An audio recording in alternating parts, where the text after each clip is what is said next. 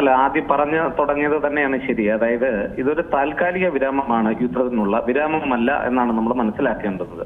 അത് ആത്യന്തികമായി ഈ പ്രശ്നം ഇരു രാജ്യങ്ങളുടെ ഇടയിലുള്ള ന്യൂക്ലിയർ മിസ്ട്രസ്റ്റ്, അതായത് ആണവായുധത്തെ സംബന്ധിച്ചും യുറേനിയം സമ്പുഷ്ടീകരണത്തെ സംബന്ധിച്ചും നിലനിൽക്കുന്ന വിശ്വാസക്കുറവ്, തമ്മിലുള്ള വിടവ്, സംശയങ്ങൾ, ഇതൊക്കെ തന്നെയാണ് യുദ്ധത്തിന്റെ ആത്യന്തികമായ കാരണങ്ങളിൽ പെട്ടത്.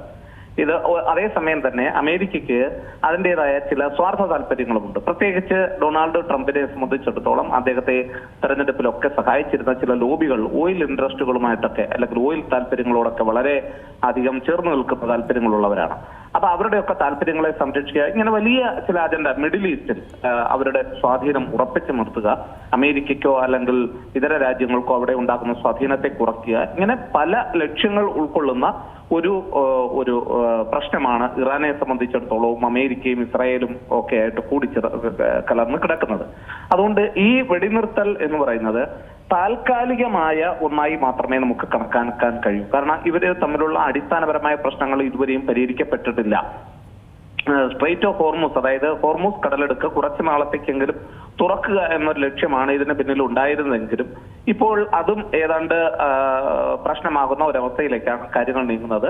ഏറ്റവും അവസാനം കിട്ടുന്ന വാർത്ത അനുസരിച്ചാണെങ്കിൽ ഇസ്രായേലിലെ ലെബനിലെ ആക്രമണത്തെ തുടർന്ന് ഇത് ഏതാണ്ട് തങ്ങൾ സ്ട്രെയിറ്റ് ഓഫ് ഹോർമൂസ് അഥവാ ഹോർമൂസ് കടലെടുക്ക് തുറക്കുന്നത് പുനഃചിന്തിക്കേണ്ടി വരും, അതിന് സാധ്യതയില്ല എന്നുള്ളൊരു സൂചന തന്നെയാണ് ഇറാൻ നൽകുന്നത്.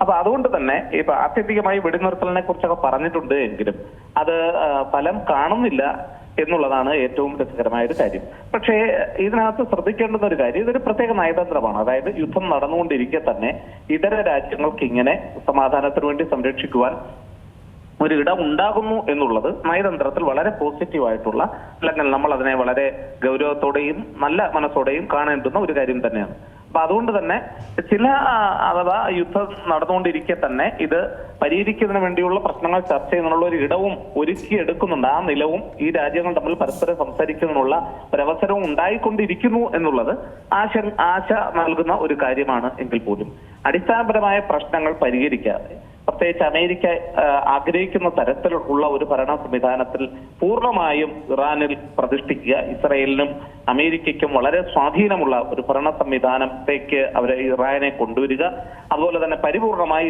ഇറാന്റെ എല്ലാ പദ്ധതികളിലും തങ്ങളുടെ നിയന്ത്രണത്തിലാക്കുക, അവരുടെ സൈനിക ആണവ പദ്ധതികളെല്ലാം തന്നെ പരിപൂർണമായി തങ്ങളുടെ നിരീക്ഷണങ്ങൾക്ക് വിധേയമാക്കിക്കൊണ്ടുള്ള ഒരു വിരാമം മാത്രമായിരിക്കും ഈ യുദ്ധത്തിന് ഉണ്ടാവുക എന്നാണ് ഞാൻ കരുതുന്നത്. ബാക്കിയുള്ള എല്ലാ നീക്കുപോക്കുകളും താൽക്കാലികമായിട്ടുള്ള ചലനങ്ങൾ മാത്രമേ ഉണ്ടാക്കൂ എന്നാണ്. കാരണം നിരന്തരമായി ഇറാൻ ഉയർത്തിയ ഭീഷണിയും, അതായത് അടിസ്ഥാനപരമായി അമേരിക്കയും ഇസ്രായേലും ഒക്കെ പറഞ്ഞത് ഒരു എക്സിസ്റ്റൻഷ്യൽ ത്രെട്ടാണ്, അവരുടെ നിലനിൽപ്പിനുണ്ടായ ഒരു ഭീഷണിയാണ്. കാരണം ആണവായുധത്തിലേക്ക് നയിക്കുന്ന തരത്തിൽ ഇറാൻ അതിന്റെ യുറേനിയം സംസ്കരണത്തിലേക്ക് പോകുന്ന ഒരു സാഹചര്യത്തിലാണല്ലോ ഈ പ്രശ്നങ്ങളൊക്കെ ഉണ്ടാക്കുന്നത്. അപ്പൊ അതുകൊണ്ട് അത് എത്രത്തോളം പിന്നോട്ട് പോയി എന്നതിനെ സംബന്ധിച്ച് ഇപ്പോഴും അമേരിക്കയ്ക്കോ ഇസ്രായേലിനെ സംബന്ധിച്ചിടത്തോളം കാര്യമായ അറിവുകളൊന്നുമില്ല. അവരൊക്കെ ഇത് പിന്നോട്ടടിച്ചു, അവരുടെ സൈനിക ശക്തി പൂർണ്ണമായി തകർത്തു എന്നൊക്കെ പറയുന്നുണ്ടെങ്കിലും ഇപ്പൊ ഇറാനെ നേരിടുന്ന ഏറ്റവും പ്രധാനപ്പെട്ട പ്രശ്നം ഭക്ഷ്യ സാധനങ്ങളുടെ കുതിച്ചുയരുന്ന വില തന്നെയാണ്. അപ്പൊ അതുകൊണ്ട് തന്നെയാണ് ഇറാനും ഒരല്പ സമ്മർദ്ദത്തിന് വിധേയമായിക്കൊണ്ട് എന്നാൽ സമാധാനത്തിലേക്ക് പോകാം അല്ലെങ്കിൽ ചർച്ചകളിലേക്ക് പോകാം എന്നൊരു തീരുമാനത്തിലേക്ക് വരുന്നത്. ബാക്കിയുള്ള കാര്യങ്ങളൊക്കെ അവിടെ നിൽക്കട്ടെ. ഇപ്പൊ ഏറ്റവും അടിസ്ഥാനപരമായി വേണ്ടത് ഭക്ഷ്യ സാധനങ്ങളും മരുന്നും ഇതൊക്കെയാണ് ആ പ്രദേശത്തെ സംബന്ധിച്ചിടത്തോളം. അമേരിക്കയെ സംബന്ധിച്ചിടത്തോളം ഹോർമൂസ് കടലെടുക്ക് തുറന്നു കിട്ടുന്നുള്ള അത് തന്നെയാണ് അവരുടെ ഏറ്റവും വലിയ പ്രയോറിറ്റി ഇപ്പോൾ എന്ന് പറയുന്നത്. അപ്പൊ അതിനുവേണ്ടിയാണ് ഇരു രാജ്യങ്ങളും പരിശ്രമിക്കുന്നത്. പക്ഷേ ഇതിനെയൊക്കെ അപകടത്തിലാഴ്ത്തിക്കൊണ്ടാണ് ഇപ്പൊ ഇസ്രായേൽ ശക്തമായിട്ടുള്ള ആക്രമണം ലെബനന് മുകളിൽ നടത്തിയത്. അപ്പൊ ഇറാന്റെ ആർഗ്യുമെന്റ് എന്ന് പറയുന്നത്, അല്ലെങ്കിൽ ഇറാൻ പറയുന്നത്, ലെബനനിൽ തങ്ങൾ ആക്രമിക്കുന്നത് ഇതുമായിട്ട് എന്ത് ബന്ധം, അത് കണക്കാക്കേണ്ടുന്ന കാര്യമില്ലല്ലോ, തങ്ങൾ ആക്രമിക്കുന്ന ഭീകരവാദികളെയാണ്, ഇങ്ങനെയുള്ള നിലപാടുകളാണ് ഇസ്രായേൽ എടുക്കുന്നത്. അപ്പൊ അതുകൊണ്ട് തന്നെ ഇസ്രായേലിന്റെ ഈ ലെബനന് മുകളിലുള്ള ആക്രമണം ഇറാനെ ചൊടിപ്പിച്ചിട്ടുണ്ട്. പരിപൂർണമായും ഇറാൻ ഇപ്പോൾ പറഞ്ഞിരിക്കുന്നത് വെടിനിർത്തൽ ഇങ്ങനെയാണെങ്കിൽ മുന്നോട്ട് കൊണ്ടുപോകാൻ കഴിയില്ല, സ്ട്രെയിറ്റ് ഓഫ് ഹോർമൂസ് അഥവാ ഹോർമൂസ് കടലെടുക്ക് തങ്ങൾ തുറക്കില്ല എന്നുള്ള അഭിപ്രായമാണ് അവർ മുന്നോട്ട് വെക്കുന്നത്. ചുരുക്കി പറഞ്ഞാൽ ഈ താൽക്കാലികമായ വിരാമം പോലും ഏതാനും മണിക്കൂറുകളോ ദിവസങ്ങൾക്കോ അപ്പുറത്തേക്ക് പോകില്ല എന്നുള്ള സൂചനയാണ് നമുക്ക് കിട്ടുന്നത്. അതുകൊണ്ട് തന്നെ ലോക സമാധാനം ഉണ്ടാകണമെങ്കിൽ ഇരു രാജ്യങ്ങളും വിശ്വസനീയമായ തരത്തിൽ സഖ്യങ്ങളിലാവുകയും അവർ പരസ്പരം വിശ്വസിപ്പിക്കാവുന്ന തരത്തിലുള്ള ഉടമ്പടികളിലേക്ക് വരികയും ചെയ്യാത്ത പക്ഷം ഈ യുദ്ധം ഇനിയും തുടർന്ന് തന്നെ മുന്നോട്ട് പോകും. കൂടുതൽ നാശനഷ്ടങ്ങൾ ഇരു രാജ്യങ്ങളെ സംബന്ധിച്ചിടത്തോളം ഉണ്ടാകും.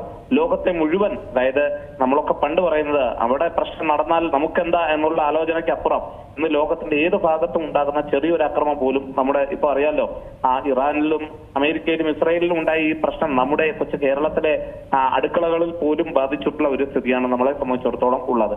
അപ്പൊ അതുകൊണ്ട് ഇത് പ്രധാനമായും നമ്മൾ കണക്കാക്കേണ്ടത് ലോകത്തിന്റെ നിലനിൽപ്പിനും സുരക്ഷയ്ക്കും രാജ്യങ്ങളെക്കാൾ വ്യക്തികൾ നയിക്കുന്ന ഈ ലോകക്രമത്തിൽ വളരെയധികം ഈ വ്യക്തികൾ നടത്തുന്ന പരിശ്രമങ്ങൾക്ക് പങ്കുണ്ട്.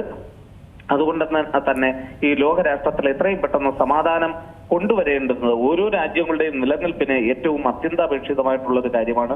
അത് ഈ രാജ്യങ്ങളെ വിശ്വാസത്തിൽ എടുത്തുകൊണ്ടുള്ള ഉടമ്പടികളിലൂടെ മാത്രമേ സാധ്യമാകൂ എന്നുള്ളതാണ്. അതുകൊണ്ട് ഇപ്പോൾ നടത്തിയിട്ടുള്ള ഈ നീക്കുപോക്കുകൾ താൽക്കാലിക വിരാമത്തിനപ്പുറം ഒന്നും നൽകുന്നില്ല, ആശയ്ക്ക് വക നൽകുന്നില്ല. ഒരു ചെറിയ പ്രതീക്ഷയാണ് നമുക്കുള്ളത്. ആ വലിയ പ്രതീക്ഷയെ വളർത്തുവാനാണ് ലോകരാജ്യങ്ങൾ ശ്രമിക്കേണ്ടത്. അതിനു പകരം വീണ്ടും അക്രമങ്ങളും അതുപോലെ തന്നെ പരസ്പര യുദ്ധവും ഉണ്ടായാൽ തീർച്ചയായിട്ടും ഇതൊക്കെ അവിശ്വാസത്തിലേക്കും പിന്നീട് കൂടുതൽ വലിയ പ്രശ്നങ്ങളിലേക്കും നയിക്കുമെന്നുള്ള കാര്യത്തിൽ ഒരു സംശയവും വേണ്ട. ഏറ്റവും പുതിയ വാർത്തകളും വിശേഷങ്ങളും വിരൽത്തുമ്പിലറിയാൻ സീ മലയാളം ന്യൂസ് എല്ലാ ഡിജിറ്റൽ പ്ലാറ്റ്ഫോമുകളിലും ലഭ്യം.